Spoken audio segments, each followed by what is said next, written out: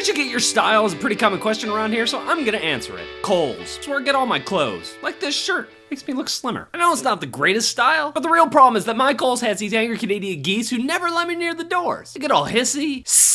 I see other people coming and going, they're not getting hassled by the geese. So I got this tactic where I gotta wait for Mama Goose to turn around. She starts to walk off to the side. Wait, why are you looking at me like that? Oh, you mean how do I get my art style? Oh, that question makes so much more sense. Okay, let's do this. When I was younger, I thought about this a lot. All of the artists that I love had this great, unique style. I read a lot of comic books, superhero comics, and most of them had this in-house style. They all kind of looked the same. But there were a handful of artists who were totally different. These artists stood out, but in a good way. One of those artists was Joe Madureira. His stuff was so different. And when I looked at everybody's art, I thought, I want to draw like that. I want a style. Maybe not his style, but my own style. And I ended up spending a lot of time learning about style from my favorite comics. And even though I love comics, I wasn't really good enough to keep up with the artist kids, the ones who drew Wolverine really well. My Wolverine looked like he didn't have any arm sockets. I thought it was a pretty cool mutation, but I don't think it's the kind of mutation that'll sell books. Did Magneto do this to you? No, it was Brad. Since I wasn't good at drawing superheroes, I couldn't really hang with the superhero art kids. But don't fret, my art career was not over. I had choices. I could join the manga kids, I could join the stoner sketcher kids, I could even join the pony kids. But I chose a slightly different path. I really dug into more cartoony comic strip type art. That's when I discovered Bone, which is the kind of big, huge, long, involved comic book story that I love, but it was drawn in a really clean, simple style. I also got into comics like Calvin and Hobbes, more traditional newspaper comics. So that became my style. And that was all fine and good until I got to college. I started graphic design in college, but I did get to take a couple illustration courses, the kind where you get to draw things like coffee beans and sticks. I didn't take nearly as many drawing courses as, say, a traditional art major would, so I never really got around to drawing the cool things like trash can lids and roller skates. But anyone in any kind of art class knew at our school you never put anything in your portfolio that looked like a cartoon or a comic strip. It was almost like the professors were allergic to anything that you might consider style. In fact, I wouldn't be surprised if our professors had a secret rule that said if you put any cartoons or anything in your portfolio, it was okay to make that student cry. So it's safe to say our professors hated anything with style. And in return, we hated our professors.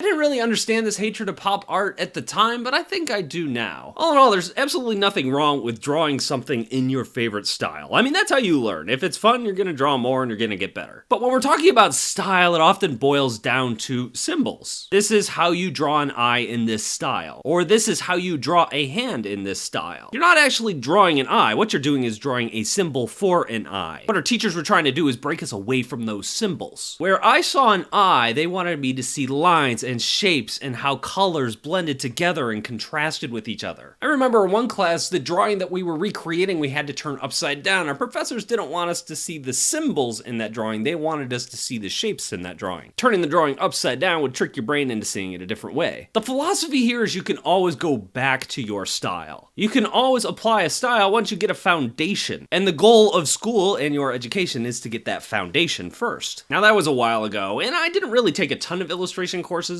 And oftentimes in my career, especially in the last couple years, I feel like I'm working my way backwards, not having that strong drawing education that a lot of other artists already have. So a lot of the work I'm doing today still feels like it's a little bit in symbol land. And a lot of the things that I draw now, what I consider my style, comes from my way of covering my flaws. I can't draw eyes, so boom, you get some dots. Hands, just a bunch of boxes with other boxes attached. My characters are tall because I'm just really drawing stick figures and making them a little wider. But it's all part of the learning process. And that is more or less how I got my style. Oh, I gotta go. Mama Goose's turn. Thanks to all my patrons who support this channel. You guys rock. And I got merch now. That is so cool. I'll be back in a few days with a new video. I will see you then.